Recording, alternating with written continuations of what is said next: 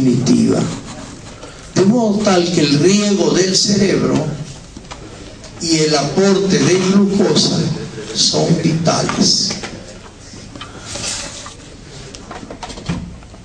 Cuando hacemos ya les dije, cuando hacemos diagnósticos clínicos en el hospital, no en las clínicas, porque esos de las clínicas de 100 pacientes verdaderos serán pues 20, el resto son ficticios que buscan descansos médicos,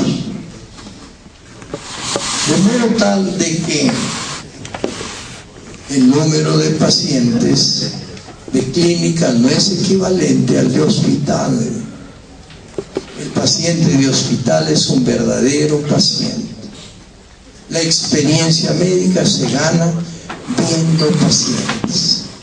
Cada paciente es un libro abierto. Y mientras más pacientes haya visto uno, más experiencia tiene.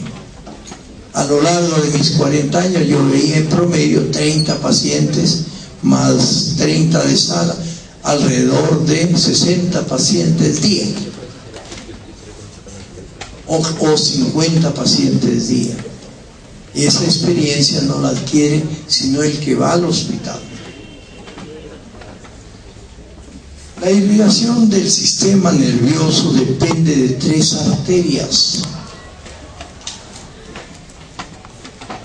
la cerebral anterior, la cerebral media, la cerebral posterior.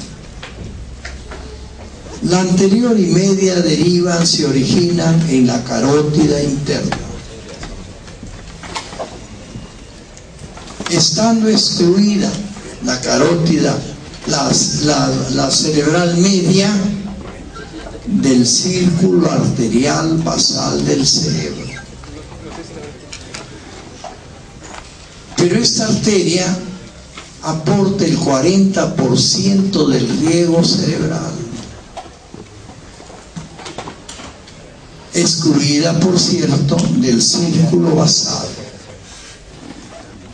La mayoría de los desórdenes cerebrovasculares son de cerebral media. Y la cerebral media es una arteria que irriga todas las circunvoluciones o giris de la cara externa, sin excepción. Toma cada una de ellas el nombre del giris. Por ejemplo, temporal superior, temporal medio, temporal inferior, precentral, postcentral, etc. Pero la arteria de la cara de afuera del cerebro es la silviana o cerebral media. No nos gustan los nombres propios, pero en la clínica se usa con suma frecuencia este nombre de la silviana o cerebral media. La cerebral anterior vasculariza la cara medial del cerebro por delante y por el centro, y la cara inferior u orbitaria también. En cambio, la cerebral posterior vasculariza la cara basal del cerebro, la cara medial del lóbulo temporal y occipital. Estos son sus territorios. Por ejemplo, la arteria cerebral anterior emite 2 ramas básicas: la del surco calloso marginal y la paracallosa. Pero esta última, paracallosa, es la arteria del lobulillo central. Ya saben cómo está conformado. Esta arteria del lobulillo central es afectada cuando existe un aneurisma a nivel de la comunicante anterior del surco del círculo basal, arterial del cerebro. Deja sin sangre a las dos arterias cerebrales anteriores, que se van a cada lobulillo paracentral. ¿Y cómo llega el paciente a los hospitales? Sostenido, con falta de fuerza, no puede pararse. Y si se para, lo hace con dificultad. O llega parapléjico, es decir, con parálisis de los miembros inferiores. ¿Qué sitio es el afectado? Lobulillo paracentral. Recuerden que el lobulillo paracentral forma parte del área 4 para los miembros inferiores, muscularmente hablando. Es su parte postcentral para la piel de los miembros inferiores. De modo tal que uno examina miembros inferiores, músculos y piel, fuerza e inervación de piel, y hace el diagnóstico. La dolencia está en la comunicante anterior, que es aneurismática, y en un momento a otro estalla y deja sin sangre a las dos cerebrales anteriores. Y esto nosotros en la clínica nunca lo olvidamos, porque es básico.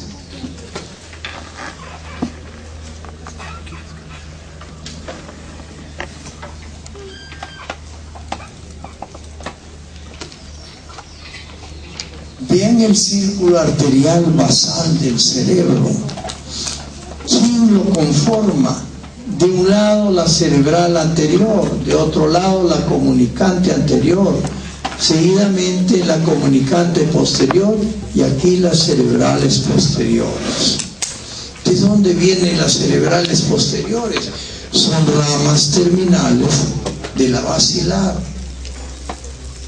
¿Quién forma la basilar? Las dos vertebrales, que se unen en línea media a nivel del surco bulbo protuberancial. Pero emite tres tipos de arterias la basilar en su camino: paramedianas, circunferenciales cortas y circunferenciales largas. Las paramedianas se distribuyen a lo largo del tronco por delante. Las circunferenciales cortas van a los bordes del tronco y las largas a la parte posterior del tronco. Pero son vitales, porque en los desórdenes cerebrovasculares vertebrovasculares se va a producir la muerte por descerebración. 20% del aforo tiene este sistema y 80% del aforo tiene la carótida interna. Pero es vital el aforo del sistema vertebrovascular. ¿Por qué es vital? Porque se va a centros vitales como los vulvares, cardíaco y respiratorio. El sujeto va a morir por compromiso cardíaco o respiratorio a nivel vulvar. Entonces, de los desórdenes cerebrovasculares cuyo aporte solo es del 20%, son graves. No olvidarse que la arteria vertebral transita a partir de la cesta transversa cervical hasta el atlas, agujero transverso, por los agujeros transversos. Luego se labra canal en el arco posterior del atlas e ingresa al endocráneo, y ahí se divide a nivel del borde del espacio perforado posterior, se divide en cerebral posterior a cada lado. Pero los desórdenes cerebrovasculares a nivel de vertebral son graves. Es donde nace la vertebral, en la subclavia. ¿Qué hace luego de nacer a nivel de la cesta cervical? Se mete y asciende por los agujeros transversos. Sola no, acompañada del nervio vertebral. ¿Y de dónde viene el nervio vertebral? Viene del plexo subclavio. ¿Y de dónde viene el plexo subclavio? Del ganglio estelar. Como ven, este es el territorio de la cerebral anterior. Este es el territorio de la cerebral media. Y este es el territorio de la cerebral posterior. Vean la basilar, que a lo largo del tronco, principalmente bulbo y protuberancia, vasculariza estos órganos. Pero de ellos es básico, es vital el bulbo, por tener centros vitales.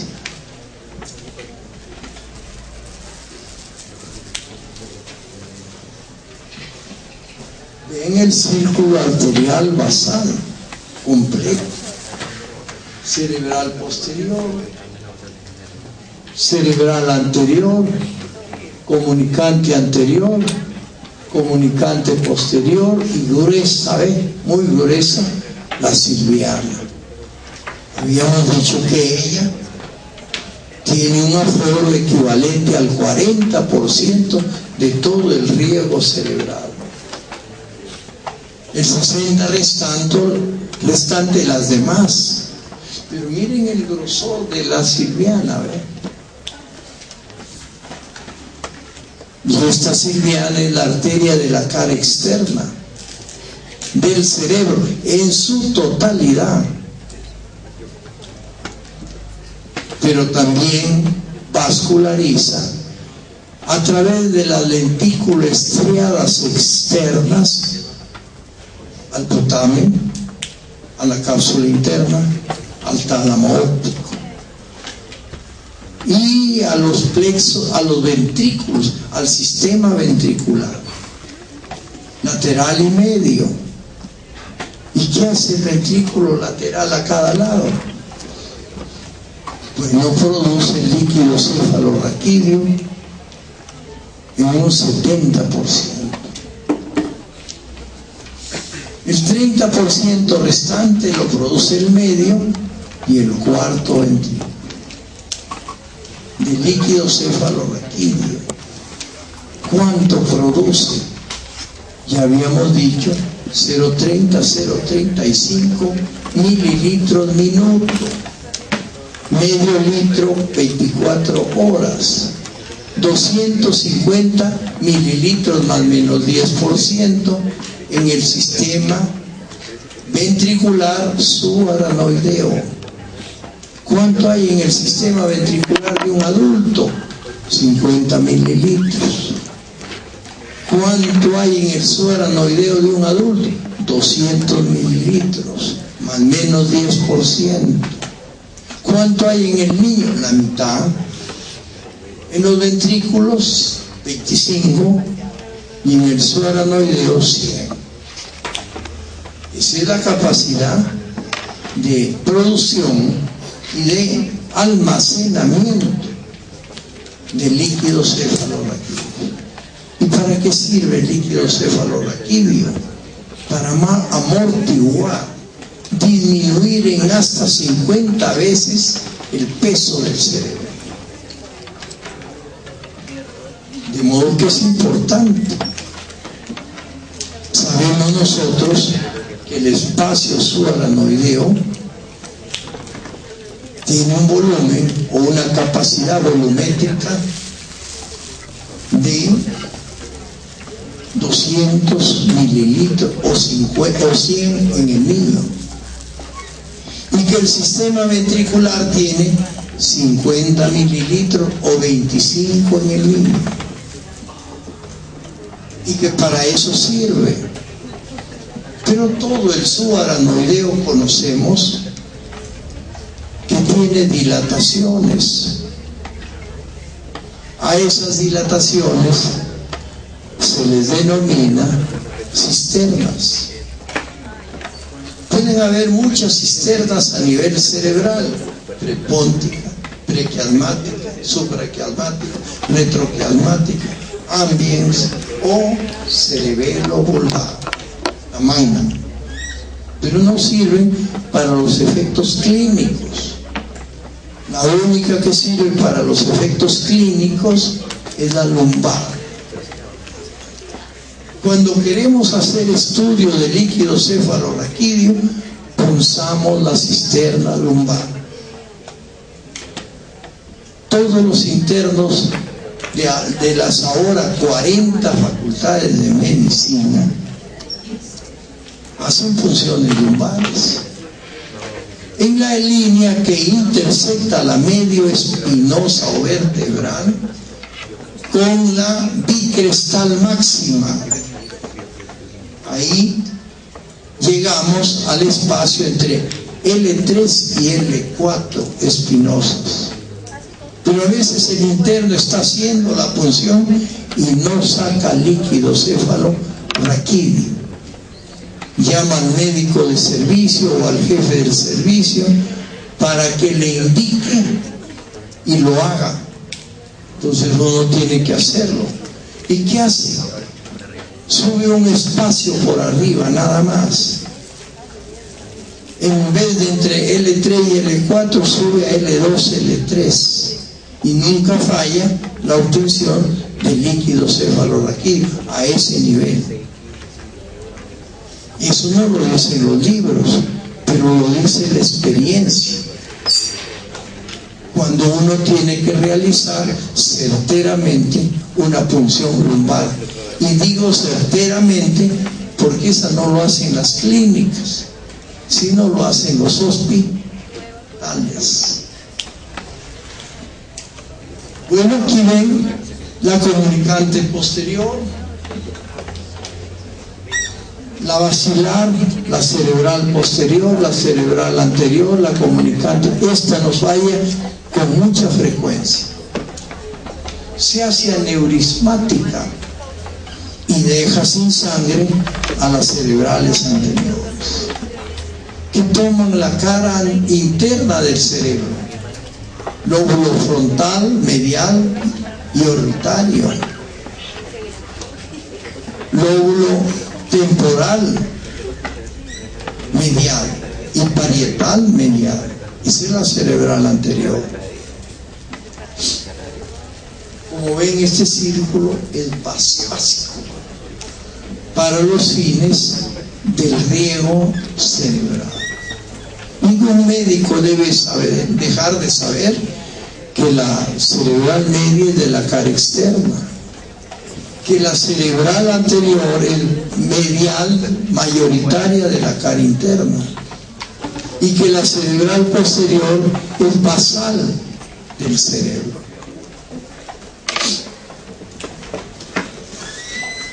Vean, aquí tengo a la arteria silviana, aquí a la cerebral posterior. No veo muy bien a la cerebral anterior. Aquí las dos arterias. ¿Qué arteria es esta? Las vertebrales. ¿Y esta qué arteria es? La espinal anterior. Estas son las espinales posteriores, que las han hecho muy gruesas. Y este es el tronco basilar. Aquí la comunicante posterior, la cerebral anterior y la comunicante anterior. Pero el gran territorio es el de la cerebral media. Esto para la vascularización profunda. Esta imagen siempre la tiene en mente el médico, porque se trata de diagnósticos clínicos. En una sala de 40 pacientes, 5 o 6 son por desórdenes cerebrovasculares. Quiere decir que es un alto porcentaje, más del 12%, sufren de desórdenes cerebrovasculares. De modo tal que trabajamos en cualquier servicio con ese volumen de pacientes. No es verdad que solo van a las salas de neurología o neurocirugía, no, porque esas salas tienen solo 10 a 12 pacientes. En cambio, las de medicina, 6 salas o 7 salas, tienen 40 pacientes cada uno. Y las de cirugía tienen alrededor de 20 cada uno. De modo que el diagnóstico mayoritario es clínico.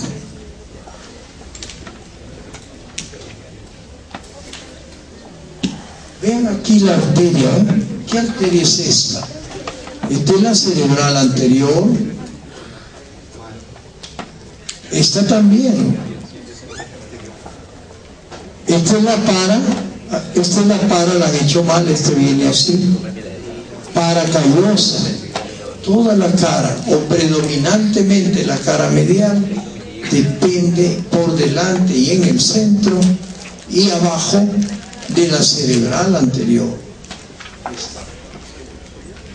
Acá la cerebral posterior. No veo bien la silviana aquí. Ese es el cuerpo calloso. La misma, pero involucrando el lobulillo paracentral. ¿Ven? Esta es la precuña, esta es la cuña. Pero esta es la cerebral posterior que se va al surco calcarino. Y esta cerebral posterior calcarina se anastomosa con una rama que viene por la perpendicular, surco perpendicular. Se ve en rojo y amarillo el lobulillo paracentral, que hemos dicho nos interesa porque la cerebral anterior, a través de su paracallosa y calloso marginal, vasculariza el lobulillo paracentral. Si el paciente llega acompañado y sostenido porque no puede pararse, o por último llega en una silla de ruedas, está parapléjico, este sector es de interés. Este es motor y el amarillo es sensitivo en miembros inferiores.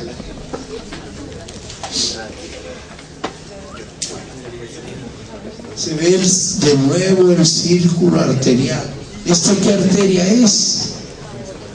La basilar. ¿Esta qué arteria es? Cerebral posterior. ¿Esta qué arteria es? Cerebelosa anterosuperior. ¿Estas qué? ¿Cuáles son? Las paramedianas.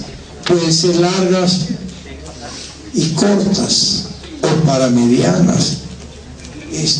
¿Y esta quién es? La espinal anterior. ¿Y esta quién es? Las vertebrales. ¿Y esta quién es? La cerebelosa. Esta es la cerebelosa anterosuperior, porque esta es la acústica, la auditiva interna. Aquí hay una pinza para el sexto nervio y acá hay otra pinza para el tercer nervio. Quiere decir que las evidencias clínicas por un desorden cerebrovascular, troncoencefálico vertebral, se traduce por defectos en el tercero y el sexto nervio, en defectos en la óculo, céfalo, ilíaco.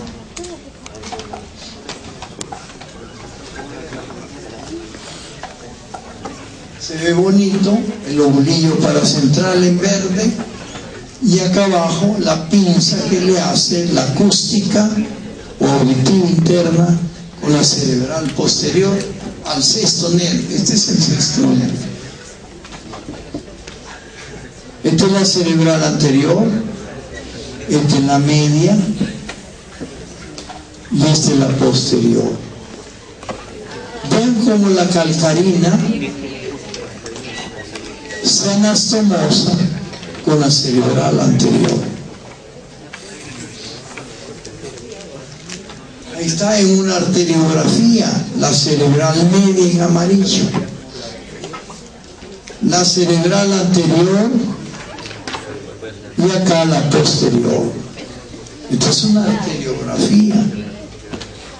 Las arteriografías las hacemos hace más de 50 años. Para diagnósticos, en esa época no había resonancia y tomografías, sino arteriografías solamente.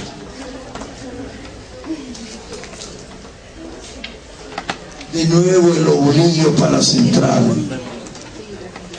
porque es capital para el diagnóstico clínico del sujeto que va sostenido por déficit motor de miembros inferiores, paraparesia, o por parálisis de miembros inferiores, paraplegia, en silla de ruedas. Se ve el sistema venoso que acompaña las arterias del mismo nombre, pero a nivel de los ventrículos forma los plexos coroideos. ¿Y qué hacen estos plexos? Producen líquido cefalorraquídeo, que de los ventrículos laterales pasa al medio y del medio al cuarto ventrículo, y del cuarto ventrículo al espacio subaranoideo o a la cavidad ependimaria.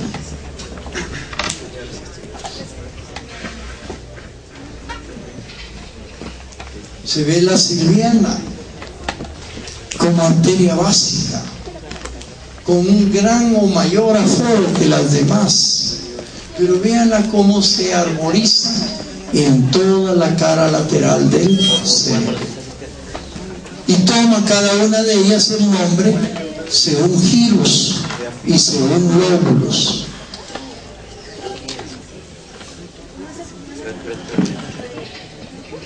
Según giros. Aquí la silviana en toda su magnitud. Aquí la comunicante anterior, perdón.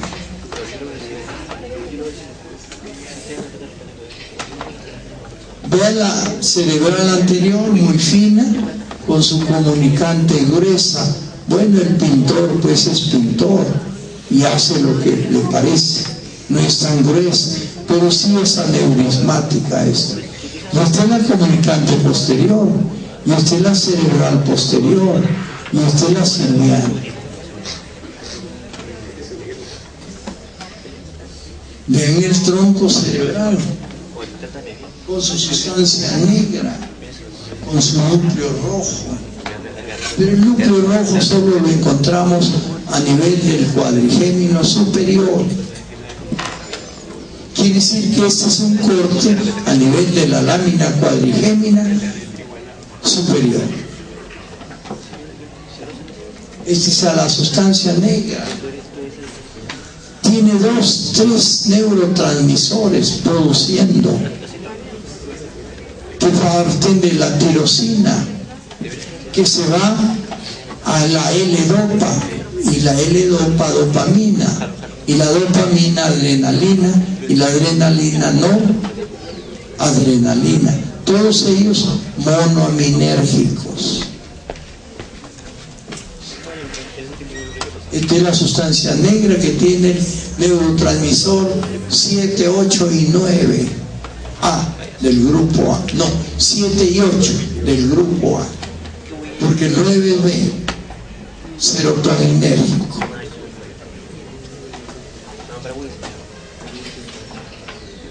Vean cómo la silviana participa en el riego de la cápsula interna, de la cápsula externa, de la cápsula extrema, del antemuro, del putamen, del tálamo óptico.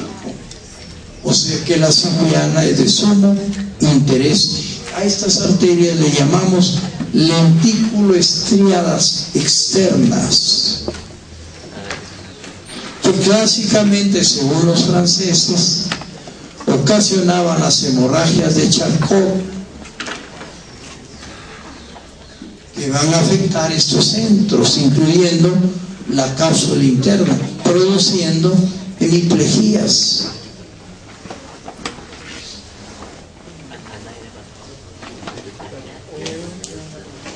De una arteriografía era el único medio antiguo que usábamos para el diagnóstico, además de la punción lumbar. Ahora hay la resonancia, o hay la tomografía multicortes con 17 y hasta 32 cortes, perimétricamente a lo largo de los 360 grados del cerebro. Entonces se llama tomografía multicorte. Dividimos en grado cada uno de los grados los 360 o los 180 grados.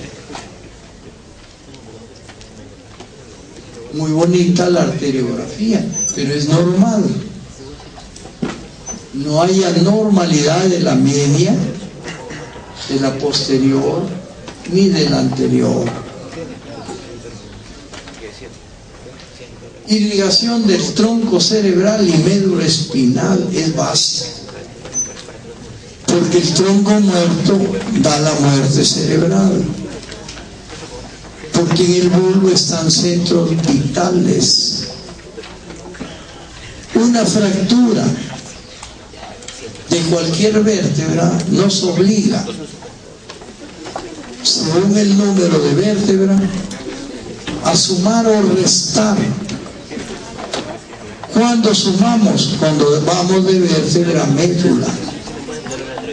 1 para las cervicales, 2 para T6 para arriba, 3 para T6 para abajo, 4 para la región lumbar, 5, 6 para la región sacra. Quiere decir que a veces recibimos en hospitales politraumatizados con fractura de vértebras y queremos saber qué segmento medular está tomado. Si yo tengo la información del segmento medular tomado, resto y llego a la vértebra. Y si yo tengo fractura de un segmento vertebral, sumo los números que ya mencioné: 1, 2, 3, 4, 6, 5, 6, según sea cervical, torácica alta, torácica baja, lumbar o sacra, respectivamente. De modo que la médula espinal la vascularizan 3 arterias espinales. 2 anteriores se unen y forman la espinal anterior, y las 2 posteriores de la vértebra no se unen y descienden por los surcos colaterales posteriores de la médula. Claro, en el camino son alimentadas por las arterias intercostales que dan las espinales, por las arterias lumbares que también dan las espinales, o por las arterias sacras que igualmente dan las espinales.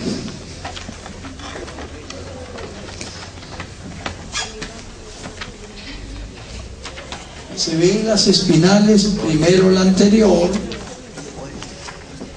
media, ¿ve? Y luego las posteriores, ambas independientemente de cada vértebra.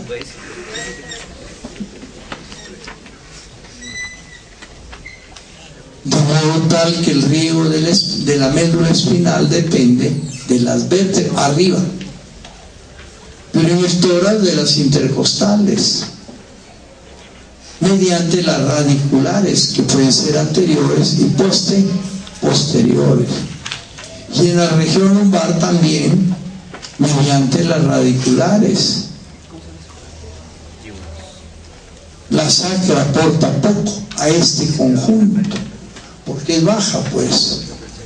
Recuerden que la médula termina en el borde superior de L2 todo lo demás desciende al sacrocoxis, formando la cauda equina. Aquí están las radiculares. Vean los cuernos anteriores y posteriores. ¿Qué médula es esta? Torácica, porque tiene cuernos laterales. Y no olvidar que en los cuernos laterales hay dos columnas: intermedio lateral centrosimpático, intermedio medial con dos subcentros, vasoconstrictor y vasodilatador. ¿Cuándo trabaja el vasoconstrictor? Cuando tengo un corte, una herida en la piel, sangra. ¿Quién cierra ese sangrado? ¿Quién hace esa hemostasis? El núcleo vasoconstrictor. Terminada la hemorragia, ¿quién abre para que recircule? El vasodilatador.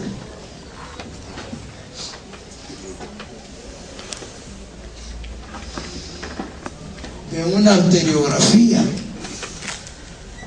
con tronco basilar, con cerebral anterior, con cerebral medio y con cerebral posterior acá atrás. Pero el defecto de esta arteria, bueno, esta es la ciliada, gruesa.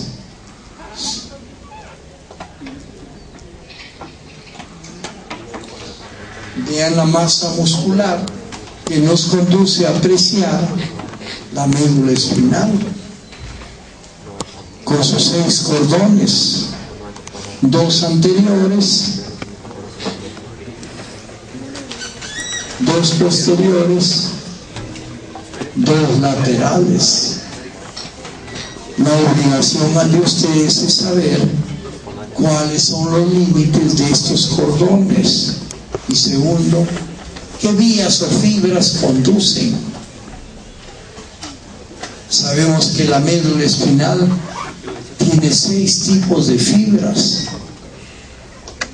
Eferentes que salen del cuerno anterior, aferentes que llegan al cuerno posterior, descendentes motoras, piramidales o extra, ascendentes sensitivos sensoriales, y transversas, la que por comisura blanca van de un cordón anterior al otro, no hay comisura gris.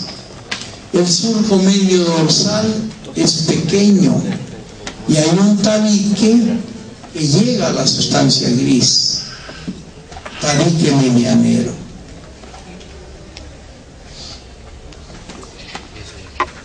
Se ven las arterias espinal anterior muy apreciable, y las cerebrales posteriores y las espinales posteriores. Pero no solo tienen origen en la vertebral, sino en las intercostales y en las lumbares, las que a su vez se mediatizan por las radiculares.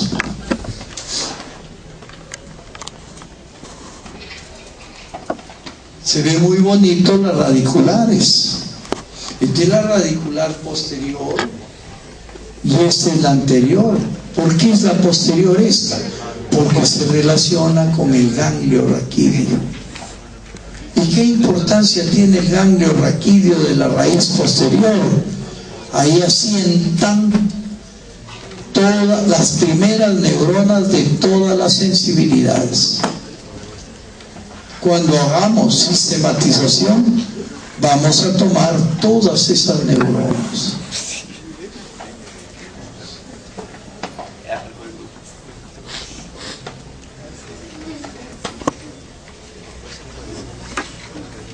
Sistema venoso. De la masa encefálica en general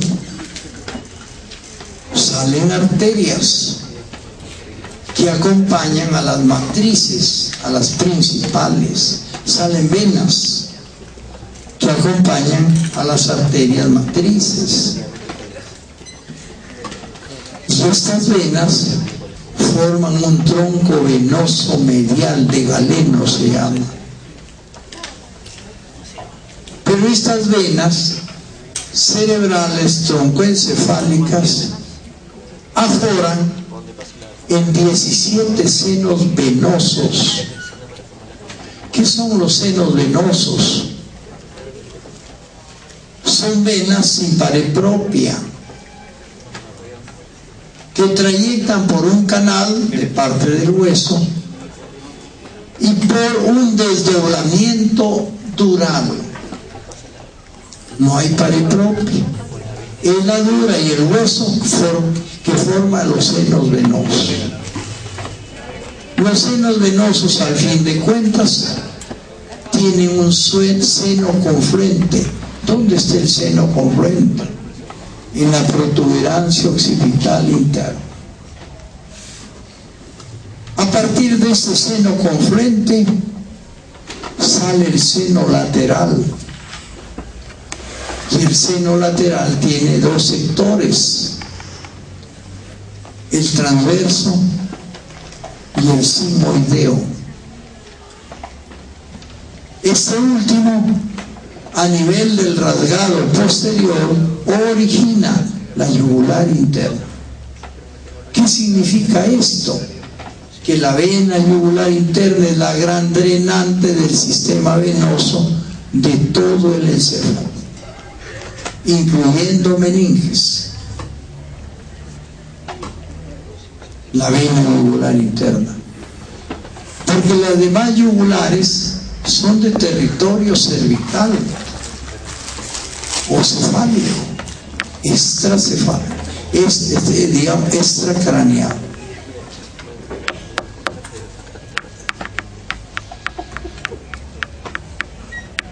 Senos venosos, ya le dije, son 17. Cabalgando la hoz, el sagital superior. En la parte inferior de la hoz, el sagital inferior. Unidos por el seno recto, reciben al seno occipital por detrás, pero entre ellos forman el seno confluente. Y el seno confluente drena a través del lateral, con dos sectores, transverso y sigmoideo. Y el seno sigmoideo atraviesa el rasgado posterior y da inicio a la yugular interna.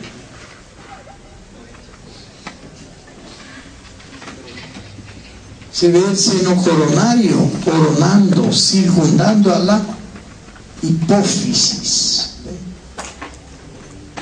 Se ve el seno cavernoso, un gran seno que recibe a las venas oftálmicas superior e inferior. Aquí hay un petroso, otro, aquí hay o esfeno maxilar. Este es el petroso superior, este es el sigmoideo, el lateral con el sigmoideo. Este es el seno petroso superior, es el seno recto, y este es el seno confluente. Este es su sector transverso, perdón, discúlpenme, y este es el sigmoideo. ¿Qué peculiaridad distintiva tienen los senos venosos? Que no tienen, que son venas, pero no tienen pared propia. Una parte es el canal óseo del endocráneo y otra parte son repliegues durales, de modo que no tienen pared de vena. Y son 17 los colectores, que al fin de cuentas van a terminar en este seno que se denomina sigmoideo. Y el sigmoideo atraviesa el agujero rasgado posterior.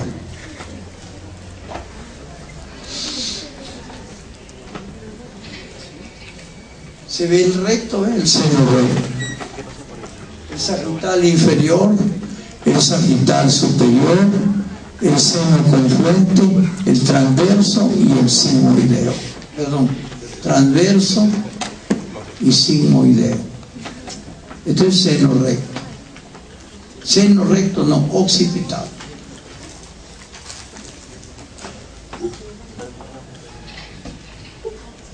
Bueno, el líquido cefalorraquídeo, al fin de cuentas, se drena en los senos venosos, principalmente en el sagital superior.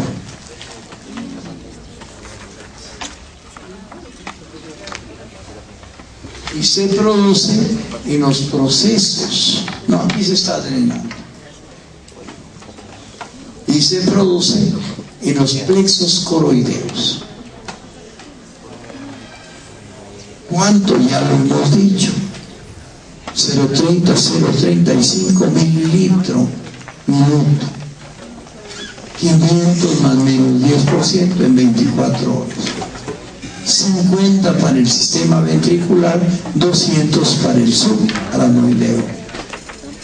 Forma dilataciones, cisternas, pero de todas ellas la que usamos en la práctica es la lumbar.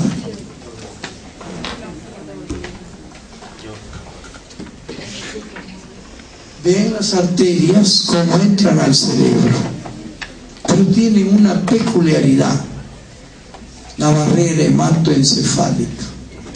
¿Qué es la barrera hematoencefálica? Es el engrosamiento de los endotelios de los vasos capilares cerebrales.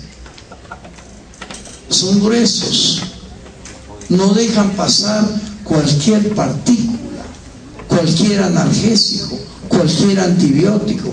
Y ahí que en la clínica uno debe saber qué antibióticos usar para un proceso encefálico o meningio, porque se va a tropezar con que estas arterias tienen endotelios muy gruesos, y ese endotelio muy grueso, sus porocitos delimitan espacios, poros muy pequeños a veces, y no todo antibiótico los atraviesa, no todo analgésico o anestésico los atraviesa.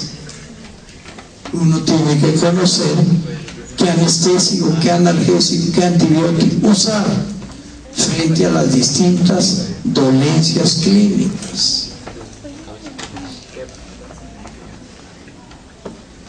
Ahí estamos en los venosos, 17. Característica diferencial con las venas: no tienen pared propia, sino dural y ósea. Vean cómo el conducto raquídeo alrededor del hueso establece plexos venosos, forma plexos venosos de retorno. Pericanalicular, pericavitarios, periqueósticos. Sabemos que la duna en el cerebro tiene endostal, pero en el conducto raquídeo no. La reemplaza el periósteo. No hay endostal en el canal raquídeo, sino periósteo. ¿Qué ligamentos son estos? Los intervertebrales, y estos los flava, unen láminas.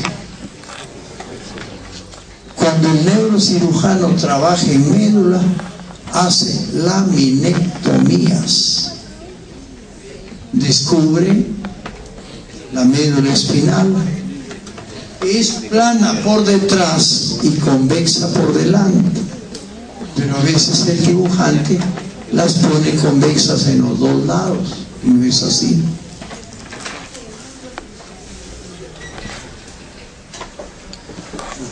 Esto debe ser aplanado y esto debe ser convexo, pero lo hace igual, lo hace igual porque no sabe.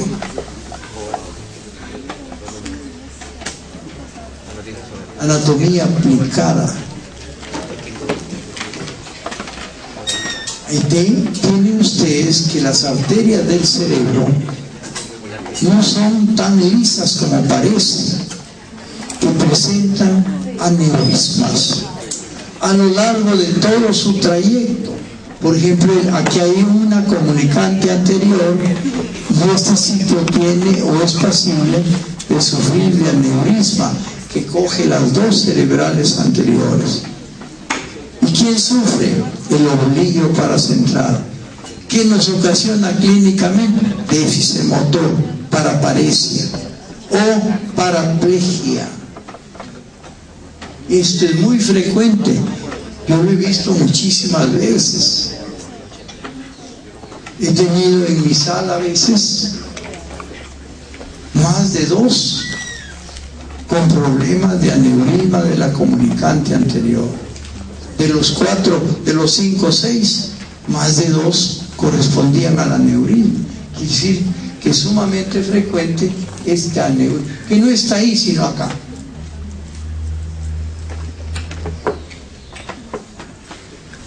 Bueno, aquí la arteria cerebral posterior, y aquí esta arteria, ¿cómo se llamaría?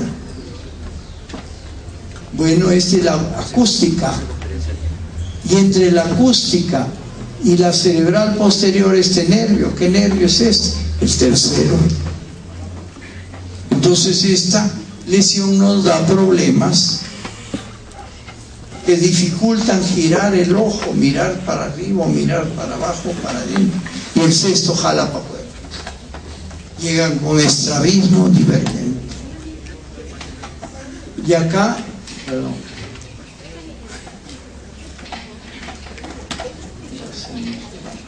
Aquí está el aneurisma que le dije donde es más frecuente de la comunicante anterior.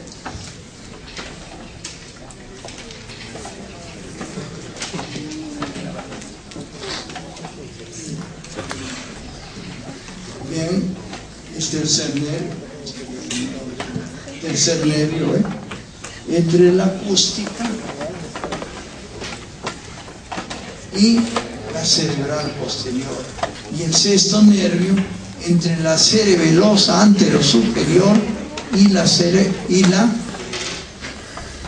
cerebelosa anterosuperior y la, aquí es la vertebral, cerebelosa anteroinferior, y aquí la acústica, esta es la acústica, y esta es la cerebelosa anterosuperior.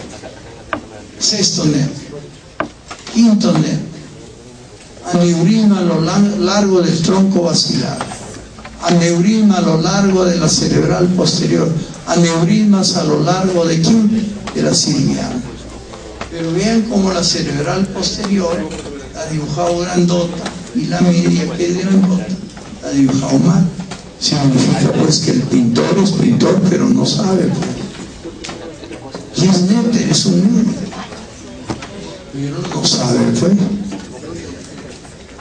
Por eso yo estoy haciendo un libro con pura fotografía que se llama Prácticas de Anatomía Humana, Manual de Prácticas de Anatomía Humana. Estoy haciendo otro libro que se llama Neuroanatomía o Neurología. Estoy haciendo otro libro que se llama Atlas de Anatomía. Y estoy haciendo otro, voy a hacer otro, Medicina Interna, 4 cursos.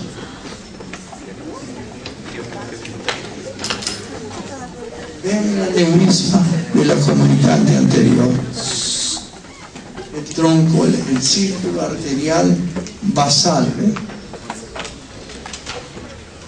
Vean esta cuál es. La cerebral posterior. ¿Esta cuál es? Cerebelosa anterosuperior. ¿Qué nervio hay aquí? Sexto nervio.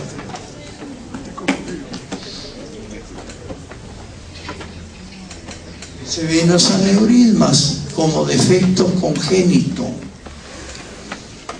Muchos dicen que todo hipertenso debe ser manejado en sus presiones normales porque puede hacer una hemorragia. ¿Por dónde hace las hemorragias? En los aneurismas. En los aneurismas. Porque el aneurisma es una dilatación sacular de paredes muy delgadas y a veces múltiples que parecen racimos de uvas.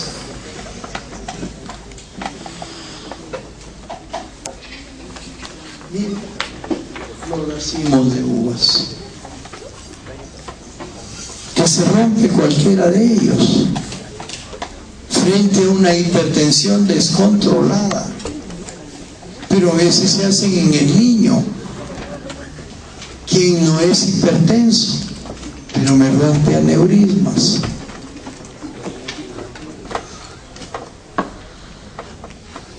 Hematoma subdural. ¿Qué cosa es el hematoma subdural? El que está entre la dura y la aracnoides.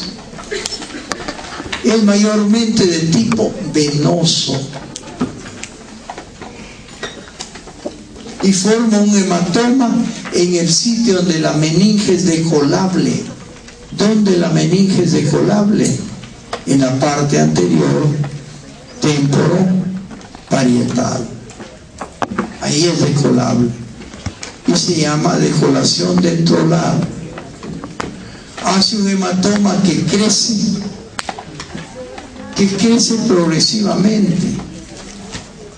Jean-Louis Petit, J.L. Petit, francés, 1861, en Canadá, tenía una clínica con Penfield. Tenía 2 pacientes, primos hermanos, hemipléjicos con afasia, hemiplegia derecha con afasia.